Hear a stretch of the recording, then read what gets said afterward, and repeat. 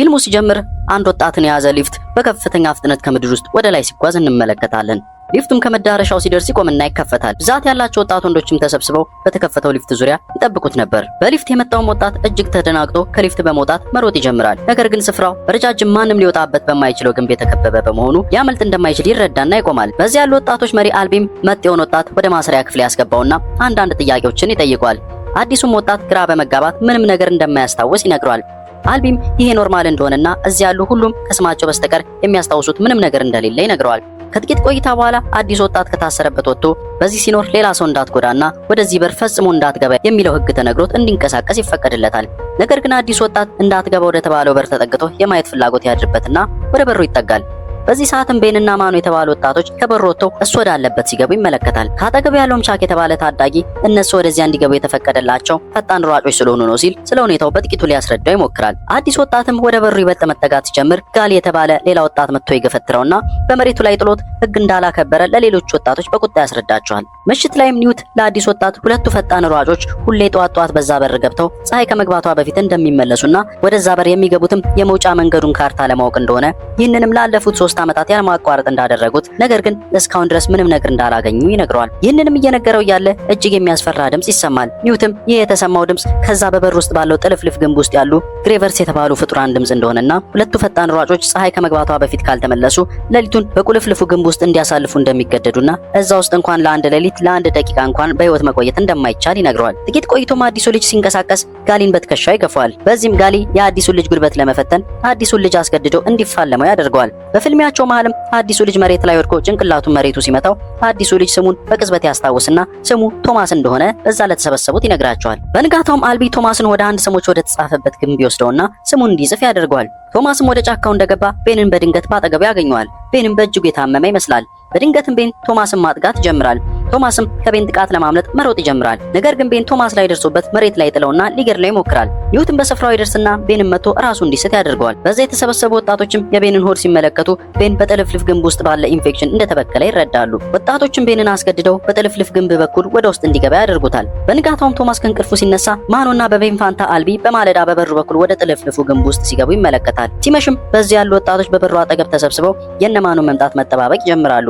ነገር ግን እነማኑ መምጣት ከነበረባቸው ሰዓት ስለዘገዩ የግንቡ በር መዘጋት ይጀምራል። በዚህ መሃልም ማኑ የተጎዳውን አልቢን ተሸክሞት ብቅ ይላል። የበሩን መዘጋትና የማኑን በአልቢ ምክንያት በፍጥነት ከግንቡ ውስጥ ያለ መውጣትን የተመለከተው ቶማስ ማኑን ለመርዳት ሳይታሰብ እየተዘጋ ባለው በር በኩል ይገባል። ከበስተኋላውም በሩ ይዘጋል። በግንቡ ውስጥ የተቆለፈባቸው ማኑና ቶማስ ወዲያውም ቶማስ ትከሻ ላይ የሚንጠባጠብ ወፍራም ፈሳሽ ተመልክቶ ቀና ሲል ከላይ በኩል ግሬቨር ወደሱ ሲመጣ ቶማስ ይመለከታል። ግሬቨሩም መሬት ላይ ወርዶ ቶማስን ማሳደድ ይጀምራል። ቶማስም ተንጠላጥሎ በግንቡ ጫፍ ላይ በመሮጥ ለማምለጥ ሲሞክር ከግንቡ ጫፍ ላይ ይደርሳል። ከኋላው ግሬቨር በከፍተኛ ፍጥነት እየተከተለ ያለው ቶማስም አማራጭ ስለሌለው ከግንቡ ጫፍ ላይ በመዝለል ሌላ ግንብ ላይ ያለ ሐረግ ላይ ይንጠለጠላል። ግሬቨሩም ቶማስ ላይ ደርሶ ቶማስን ሊገድለው ሲል ቶማስ ከሐረጉ ላይ ወደ መሬት ዘሎ ይሮጣል። ግሬቨሩም ቶማስን ለመከተል ሲሞክር ሐረጉ ጠላልፎ ይዘዋል። ቶማስም ለማምለጥ ሲሮጥ ከማኖ ጋር ይገናኛሉ። ወዲያውም ግንቡ በመንቀሳቀስ ቅርጹን ሲቀያየር ቶማስና ማኖ ግሬቨሮች መግባት በማይችሉበት የግንቡ ክፍል ገብተው ሌሊቱን ያሳልፋሉ። በንጋታው ማኖና ቶማስ አልቢን በህይወት ካስፈሪው ግንብ ይዘውት ይወጣሉ። ቀጥሎም በዚያ ያሉ ወጣቶች ተሰብስበው ጋሊ ቶማስ ህጉን ስለጣሰ መቀጣት እንዳለበት ሐሳብ ያቀርባል። ነገር ግን ማኖ ቶማስ ፈጣን ሯጭ መሆን እንዳለበት ይናገራል። በዚያ ያሉም ወጣቶች ከጋሊዎች በሐሳቡ ይስማማሉ። በዚህ መሃልም ከሊፍቱ መዳረሻ በኩል ድምጽ ይሰማል።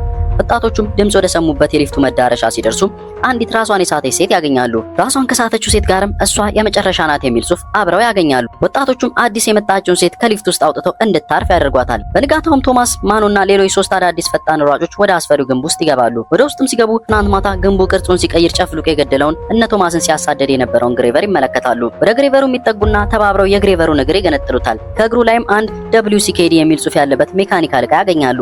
ማኑም ለ3 ዓመት ባረጋገጠው መሰረት ግንቡ በየሌሊቱ ቅርጹን እንደሚቀይርና ቅርጹን በቀያየረ ቁጥር አንድ መውጫ እንደሚከፈት በግንቡ ውስጥም ከ1 እስከ 8 የሚል ቁጥር እንዳየ ይነግረዋል። እነ ቶማስም ከግሬቨሩ እግር ላይ የነቀሉት ዕቃ 7 የሚል ጽሑፍ ስላለበት ግሬቨሩ ከሴክሽን 7 የመጣ ነው የሚል ድምዳሜ ላይ ደርሳሉ። በዚህ መሃልም አዲስ የመጣችው ሴት በማማው ላይ ሆና ያገኘችውን ዕቃ ሁሉ ከታች ያሉት ወጣቶች ላይ እየወረወረች እንዲሄዱላት ለማድረግ ትሞክራለች። በዚህ መሃልም ቶማስን ታየውና ትረጋጋለች። ቶማስም ወደ ማማው ላይ ወጥቶ ሊያረጋጋት ይሞክራል። እሷም ስሟ ቴሬሳ እንደሚባልና ቶማስን የት እንደሆነ ባታስታውስም እንደምታውቀው ከዚህ ውጭ ግን ምንም ትውስታ እንደሌላት ትነግረዋለች። ቶማስም ስለ ሁኔታው በሞላ ለቴሬሳ ያስረዳታል። በንጋታው ማኑና ቶማስ በቁልፍልፉ ግንብ ውስጥ ይገባሉ።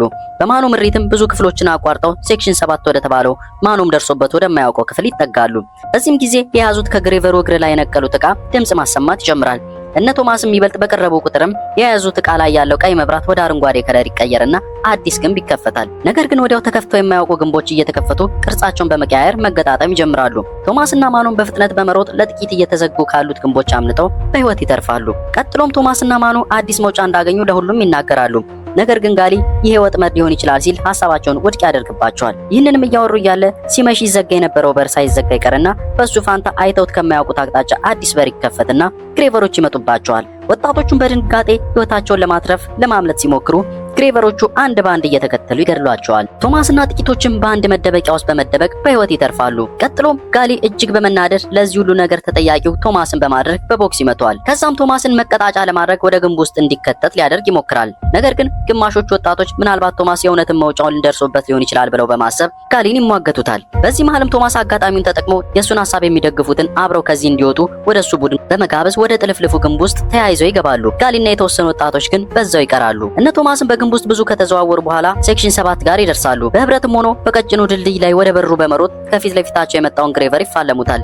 በዚህ መሃልም ቴሬሳ የግሬቨሩን መካኒካል እግር ስትመታው በግሬቨሩ እግር ላይ የተገጠመው የሴክሽን 7 በር መክፈቻ ዕቃ ከግሬቨሩ እግር ላይ ተነቅሎ ወደ ገደል ውስጥ ሊገባ ይላል። ቻክም ወዲያው ገደል ውስጥ ከመግባቱ በፊት የመክፈቻውን ዕቃ ወደ ገደሉ ተዘቅዝቆ ይይዘዋል። ቻክም እንደተዘቀዘቀ ከገደል ውስጥ ወደ ድልድዩ ላይ እየወጣ ያለ ግሬቨር በእሱ አቅጣጫ ይመጣል። ነገር ግን ቴሬሳ ቻክን ጎትታ ወደ ድልድዩ ትመልሰዋለች። ሌሎቹ የቡድን አባላትም ከገደል ውስጥ እየወጡ ያሉትን ግሬቨሮች በሚፋለሙበት ወቅት ቻክና ቴሬሳ ወደ በሩ ተጠግተው የሴክሽን 7 በርን ይከፍቱታል። ከብዙ ትግልና እልህ አስጨራሽ ፍልሚያን በኋላ በበሩ በኩል በህይወት የተረፉት ያልፋሉ። ወደ ውስጥም ሲያልፉ በረጅም ኮሪደር በኩል ከተጓዙ በኋላ አንድ ኮምፒውተሮች የበሩበት ነገር ግን ማንም የሌለበት ላብራቶሪ ያገኛሉ።